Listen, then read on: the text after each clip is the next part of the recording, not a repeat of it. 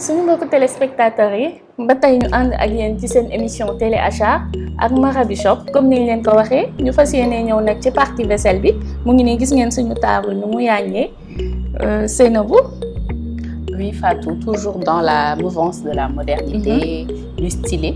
Aujourd'hui, on vient vous présenter cette gamme de produits de vaisselle cuisine très tendance, chic et pratique by Marabi Shop.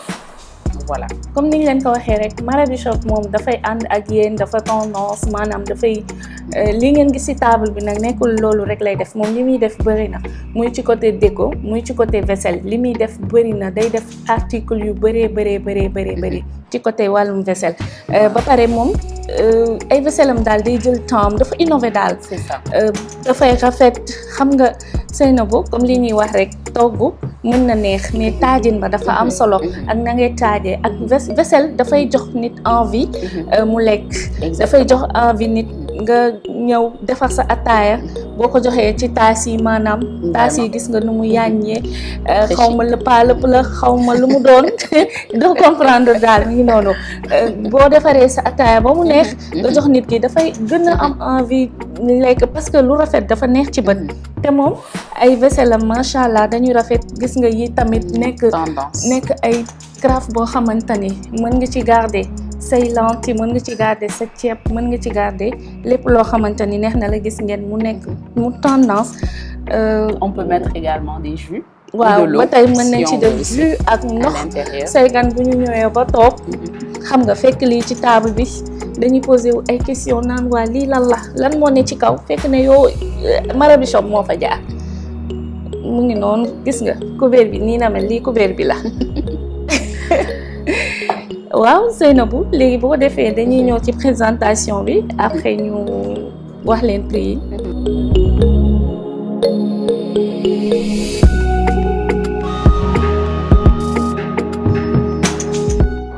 Donc Fatou, comme tu le disais à l'entame, c'est bien de cuisiner très bon, mais c'est aussi très important la présentation et la façon de présenter les aliments. Donc c'est pour ça qu'aujourd'hui, on a fait une mini sélection dans la grande variété de produits que Marabi Shop vous propose. On a fait une shortlist vraiment que nous vous présentons aujourd'hui, mais vous pourrez en découvrir énormément avec Marabi Shop. Donc aujourd'hui, on va vous présenter ces bouteilles d'eau ou de jus qui sont vraiment très design, tendance. C'est joli à présenter. Quand vous le posez sur une table, vraiment, ça fait assez chic. Donc comme Fatou le disait tout à l'heure, vous avez cet assortiment de 3 pots ou carafes, si on peut les appeler comme ça. Soit pour conserver tout ce qui est céréales ou sinon pour mettre vos boissons également, disponibles en 3 tailles différentes, petit, moyen et grand. Ce service vraiment très élégant, très chic, avec les fêtes de décembre qui approchent, c'est vraiment très joli comme service. Lorsque vous recevez vos invités, vous pouvez leur servir du café, du thé avec ce service très design avec le détail papillon. Après cela, pour ceux qui sont adeptes de très bons brunch, vous pouvez adopter cette poêle vraiment déjà jolie avec cette couleur rose qui donne tout de suite envie. Donc vous avez 3 compartiments avec cette poêle. Par exemple, quand vous brunchez, vous pouvez utiliser ces 2 parties. Vous pouvez utiliser ces 2 parties pour mettre des œufs et sur le côté, vous pouvez mettre tout ce qui est saucisses, charcuterie, fromage, voilà. Et si c'est du sucré par exemple, c'est juste de très petits exemples par rapport à ce que vous pouvez faire avec cette poêle. Vous pouvez faire vos pancakes sur le côté et faire revenir vos fruits de l'autre. Voilà, ou si vous voulez également faire une raclette, vous pouvez mettre tout ce qui est viande et volaille de ce côté et faire fondre vos fromages de l'autre côté. Voilà. Ensuite, j'en viens à ce set de cuillères, spatules, louches, voilà, que vous pouvez utiliser aussi, qui sont très solides, design, et puis ça va éviter de détériorer vos poêles, vos marmites, car le matériau avec lequel il est fatigué ne va pas venir détruire le fond de vos poêles et casseroles. Donc voilà, très résistant à la chaleur également. Donc vous pouvez utiliser. Nous en reviendrons au prix très intéressant. Ensuite, après cela, on va passer à ce mug avec très mignon, avec une paille intégrée. Voilà, mug en verre, très mignon, avec paille intégrée également pour vos rafraîchissements, boissons, smoothies, etc. Ensuite, Fatou, nous en venons à ce mixeur aussi, qui est un mixeur vraiment pas mal du tout, en alu, vraiment, parce que c'est vraiment très pratique, je trouve, d'avoir un mixeur en alu. Ça va éviter que, par exemple, les autres mixeurs en plexi, voilà, ne se cassent. Généralement, on ne sait pas comment les remplacer. Donc, le fait que ce soit en alu, ça va rajouter vraiment de la durée de vie au produit. Donc, voilà. Très pratique avec plusieurs boutons pour les options. Et voilà. Donc, pour mixer tout ce qui est viande, poisson, légumes, vraiment, c'est un hachoir très pratique, rapide, petit, facile à déplacer. Et dernier produit, mais pas des moindres, ce moulin à grains, donc très professionnel, avec lequel vous pourrez moudre tout ce qui est café, poivre, vraiment tout type de grains. Vous pourrez le moudre avec ce moulin à grains très professionnel. Donc voilà, Fatou. Waa Seynabou, suñu mbokk téléspectateurs yi gis ngeen suñu table bu yaañu bi nag mëg la mëg bu ànd ak pipette gis ngeen am ay dessin comme moom vert la gis ngeen nu mu rafetee te prix bi yomb na 2500 rek lay jar 2500 ñu nii boo génnee pipette bi tamit mën nga tëj voilà c'est pipette. Donc pour se rafraîchir, peut contenir des boissons, jus, etc. lépp lu la neex nga def ko ci naan ak sa pipette foofa wàcc ñu ngi noonu bi l'eau spatule la l'eau spatule bi nag Seynabou man li ma ci neex mooy bu dee da ngay wëlbati sa togg du xoos sa bool du xoos sa cin du xoos li nga xamante ni moom ngay toggee mi ngi nii parce que matière bi dafa nooy ba pare dafa original. C'est ça, et en même temps c'est résistant à la chaleur. 5 la moom 5000 rek lay jar bii moom 12000 la 12000 la mu rafet ba bëgg dee ba pare am njëriñ. Design et pratique. Yii moom mooy taas yi comme niñ leen ko waxee sànq taas yu rafet dama koy yëkkati moon ko ñi nga xamante ni ñoo ñuy seetaan gis ngeen sous tasse bi doré la. Très joli. Tasse bi nekk noir doré. bu dee da ngay naan sa thé wala sa dara lii moom koo ko servir da lay respecté da lay jox cër ba pare matière bi moom tamit dafa original du xoosu du def dara. mi ngi nii moom mi ngi jar 10 000 francs kese nga am sa. Voilà, set de 6 tasses. Voilà, set de 6 tasses mi ngi nii rafet. Man kii bi rek or lay nurool su taas bi rek déjà or lay nurool ndax doore bi nu mu rafetee nii mi ngi noonu fi ngay téyee mu mel ni lëpp mel ni luy naaw dafa nekk loo xamante ni daal kenn comprendre ko. Voilà ñu ñëw si gis ngeen suñuy carafe suñuy xeetu carafe amul fenn fii rek la am ci Marabi Shop ay kubéeram mënoo comprendre lan la déjà boo demee fenn ba gis ko fa danga naan lii lu mu doon luñ ko tëjee fekk ne yow. mi ngi nii mën nga see denc sa ceeb mën nga ci denc jus mën nga ci def ndox mën nga ci def lu la neex teg bu say gan ñëwee di waxante ci seen biir nan kii lan la teg fii fekk ne yow lii la ci Marabi Shop yomb ba bëgg dee 10 000 francs kese lay jar 10 000. Le Fatou même sax sa gerte suukar. sa gerte suukar voilà sa gerte caaf. def ci sa gerte suukar def ci sa gerte caaf mën nga cee def daal lu la neex yow daal yaa choisir. yi nekk waa suñu mbokk téléspectateurs yi ñuy seetaan ñu ñëw ci suñu bouteille bi nga xamante ni gis ngeen nu mu rafetee moom verre la bu la neexee nga ubbi fii booy xelli boo ci defee ndox bu la neexee nga tëj ko daal di xell noonu parce que am na trou fii moom 2500 rek lay jar gis ngeen cherul te dafa rafet am na couleur noire am na couleur marron am na couleur rouge. gis ngeen Seynabou wan na leen. Donc toujours avec Marabi Shop, à présent nous allons vous présenter ce hachoir quasiment entièrement en alu. Ce qui est pratique avec cet hachoir en alu, c'est que côté durabilité, c'est beaucoup mieux parce que vous ne risquez pas de casser le contenant. Donc c'est un côté que nous aimons bien avec cet hachoir. Donc cet hachoir a plusieurs niveaux d'intensité, de vitesse différentes, comme vous pouvez le voir au-dessus. Voilà, donc plusieurs niveaux d'intensité pour la vitesse. Donc vous avez également un endroit où vous pouvez vous agripper pour hacher. Avec ce hachoir, vous pouvez hacher de la viande, du poisson, tout type de légumes. Par exemple, si vous faites votre fameux nokos, ce mixeur est votre meilleur allié. En plus, il est très rapide, pas très volumineux, facile à soulever, transporter, vraiment toujours dans le souci de la mobilité et de la modernité. Avec ce mixeur, vous avez là le moteur du mixeur avec plusieurs niveaux d'intensité. Un endroit où vous pouvez vous agripper pour procéder au mixage de votre viande, poisson ou quel que soit le type d'aliment que vous voulez mixer. Donc là, vous avez le couvercle du mixeur qui est en plexi. À l'intérieur, vous avez pas mal de contenu. Donc là, voilà, avec la lame qui vous permettra de hacher assez finement ou grossièrement, comme vous voulez, ce que vous avez envie de mixer. Voilà. Et là, vous avez ici, lié au moteur, ce qui vous permettra de le brancher au courant. Ouais, Seynabou,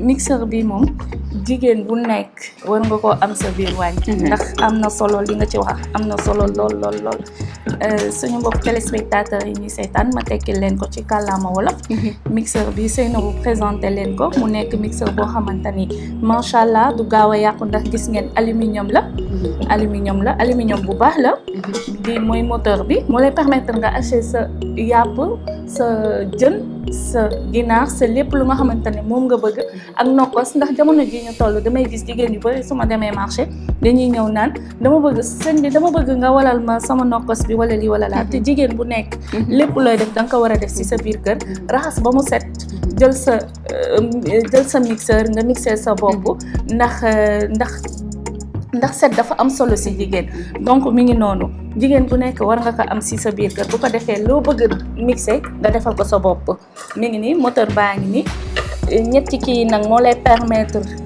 bu dee da nga bëgg hacher ba mu mokk rumbox da ngay dem ba ci 3 bi 2 bi bu yam 1 bi bu xamante ne dafa yamamaay comme ni ko Seynabou waxee ci biir mu ngi nii ñu ngi am lame ci biir lame bi gis ngeen yi da ko protéger mi ngi noonu boo paree nga raxas ba set dencaat te aluminium la comme ni ñu ko waxee dëgër na baax na comme ni ñu ko waxee rek jigéen bu nekk war nga koo am sa biir kër ndax dem ba marché naan walal mag yooyu jigéen bu nekk waru koo def Seynabou loolu Fatou donc pour permettre à nos téléspectateurs de l'acheter ce mixeur est au prix de 10 000 francs 10 000 seulement. Donc, 10 000 francs, 10 000 lekk. Bon, je donne par exemple la viande hachée. On sait que ça coûte très cher, que ce soit en grande surface, dans les marchés ou autre chose. Avec ce mixeur, vous pouvez économiser jusqu'à vraiment une bonne partie. Vous pouvez faire une grande partie d'économie avec ce mixeur en achetant votre viande au prix normal du kilo et en le mixant, vous pouvez déjà faire une économie vraiment d'argent. Et c'est très important actuellement parce que marché neexul. Donc voilà. Le nokos aussi, pour gagner du temps, des fois dans les préparations, c'est plus rapide de toujours le faire avec le mixeur. Donc c'est important de... Je pense que ça va servir à beaucoup de gens d'avoir ce type de mixeur. jamono ji ñu tollu sax jigéen bu sonn ci togg rek yow la neex. Parce que am nañ lépp lu nga xamante ni moo ñuy jëriñ ci suñu waañ ci wàllum defar nokos ci wàllum saaf ci wàllum lépp Marabi Shop ànd ceeg yéen lépp lu ngeen bëgg ci seen biir waañ moom am na ko donc numéro yi ñu ngi noonu affiché li nga xamante ni mooy mixeur bi ku ci bëgg wooteel ci numéro bi wala nga jënd ko nga scanner QR code bi daal di koy jënd par Orange Money wala par Wave. Donc à présent on va passer à ce moulin à grains très professionnel et très efficace pour mouler toutes sortes de grains. Concernant vos épices par exemple, le poivre, le laurier, vraiment toutes sortes d'épices en fait vous pourrez le faire avec ce moulin à grains. Donc c'est très simple, il vous suffit de desserrer le couvercle, mettre vos grains à l'intérieur, refermer, resserrer, brancher votre appareil et appuyer sur le bouton démarrer pour moudre vos grains. Voilà Fatou. waaw Seynabou macha allah moom dafa dëgër. mi ngi noonu ni leen ko Seynabou expliqué lépp lu nga xamante ni grain la maanaam lépp lu nga xamante ni doom la muy poobar muy café mën nga ko wal fii nga xamante ni mooy machine bi. bu dee dafa tëju nii da ngay ubbi nga def li nga xamante ni moom nga bëgg a wal bu dee poobar wala sa café boo ko ci defee ba pare nga daal di tëj brancher sa machine daal di bës bu ko defee mu walal la li nga xamante ni moom nga bëgg a wal te li muy dëgër nii di ko rafet nii di baax nii Seynabou xam nga ñaata lay jar 20 000 francs. 20 000 francs. 20 000 francs. nga am moulin à grains vraiment professionnel. Professionnel. Voilà. Professionnel. Donc je rejoins ce que tu disais tout à l'heure par rapport au marché. Des fois on peut trouver pour certaines poudres, que ce soit le piment et le poivre, des fois certains le mêlent à d'autres types de poudres ou bien d'autres types de poudre qu'on ne connaît pas, qu'on ne maîtrise pas du tout. Voilà. Boo seetloo la plupart poobar bi nga xam ne moom ngay defal sa bopp yow ak bi nga xamante ni moom nga jënd ci marché bi muy poudre comme ni nga wax rek lu nekk dañ koy mélanger jamono ji muy poudre donc ñu def attention bu baax si jigéen ñi nga xamante ni dañuy dugg si biir waañ yi ku ci nekk machine yi war nga koo am sa biir kër lépp lu nga xamante ne moom nga bëgg def nga raxas ba mu set nga defal ko sa bopp parce que jigéen noonu la war a def mais dem marché ku nekk nga ni ko walal ma lii nii non jigéen dañ cee taamu set toggul bu baax dafay ànd ak set donc machine yi am na importance trop pour ñu am ko suñuy biir waañ bu dee da nga bëgg a wal sa poobar nga jël sa poobar bu la neexee nga raxas daal di dugal wal bu la neexee tamit nga wal ko noonu muy tamit café Touba mën nga ko cee wal mu ngi noonu ba pare yomb ba bëgg dee 20 000 francs rek nga daal di am sa machine bii nga xamante ni am na solo lool ci suñu biir waay man déjà dama ciy jënd Seynabou yow tamit xam naa dañ ciy jënd ndax jigéen bu bëgg lu baax nga te ku bëgg togg bu set nga waaw. Voilà donc Fatou donc et puis ça va permettre aussi à toutes les femmes en fait comme on l'a dit hein, d'avoir vraiment de fabriquer elles-mêmes leurs épices avec ce moulin à poivre parce que des fois aussi on retrouve dans les petits commerces des mélanges d'épices dont on ne connaît pas la provenance et tout donc c'est l'occasion d'expérimenter de nouvelles associations épices et tout ça et puis comme on est dans une mouvance aussi de vraiment diminuer beaucoup tout ce qui est bouillon et autres donc c'est très important aussi et très pratique d'utiliser ce genre de machine. D'accord 20 000 francs rek pour contrôler ce qu'on mange. 20 000 francs rek ngeen am machine bi nga xamante ni waxuñu rafetaay bi rek ak njëriñ bi mais dafa dëgër. parce que des fois nga jënd machine boo xamante ni ci prix bu cher nga utiliser ko 2 wala 3 fois mu yàqu mais Marabi Shop ay bagages am dañuy dëgër dañuy baax dañuy mucc ayib dañuy authentique voilà c'est ça. suñu mbokku téléspectateurs yi ñu doon seetaan nag egsi nañ si njeexantal émission bi. ñu leen di jox dig daje si lu yàggul dara ci yeneen émission yoo xamante ni comme li ñu leen di wax rek saa su nekk toog leen xaar ñu parce que dañuy ñëw pareeguñu ci intérieur lépp loo xamante ni mooy décor ñu ngi siy gën a ñëw ci wàllum wàññi lépp lu nga xamante ni mooy vaisselle ñu ngi ciy gën a ñëw ci wàllum meuble nag ñu ngi ciy ñëw ak yéen pareeguñu ak yéen daal dajale leen rek poche yi nay fees comme li may wax saa su nekk bu ko defee ngeen mën di def seen achat donc ñu ngi leen di remercier bu baax a baax gis nañ ni ngeen jàppee seen émission télé achat bi ñu leen di remercier bu baax di leen jox dig daje ci lu yàggul dara jaa ngeen jëf Seynabou tàggatool ñu dem. Oui, Fatou, je rappelle à nos téléspectateurs également qui ont des petits commerces ou qui veulent faire passer leurs produits dans le téléachat, qu'ils peuvent appeler au 77 933 45 40 pour pouvoir montrer leurs produits dans le téléachat. C'est pas grave. Fii la ci Seynabou ak Fatou comme ni ñu leen koy waxee rek du yomb ñun ak yéen du yomb. Voilà, donc nous arrivons au terme de notre émission. Nous espérons que les pièces que nous vous avons sélectionnées avec Marabi Shop vous auront plu et que vous passerez à l'achat dès à présent. Nous rappelons également que cette sélection de vaisselle et de déco est vraiment une petite sélection par rapport à la quantité d'articles que Marabi Shop vous propose. Donc nous vous invitons à appeler sur les numéros qui s'affichent sur l'écran pour découvrir d'autres variétés, d'autres couleurs, d'autres modèles. À très bientôt pour un prochain numéro de téléachat avec d'autres variétés pour toujours choper le meilleur. Bye.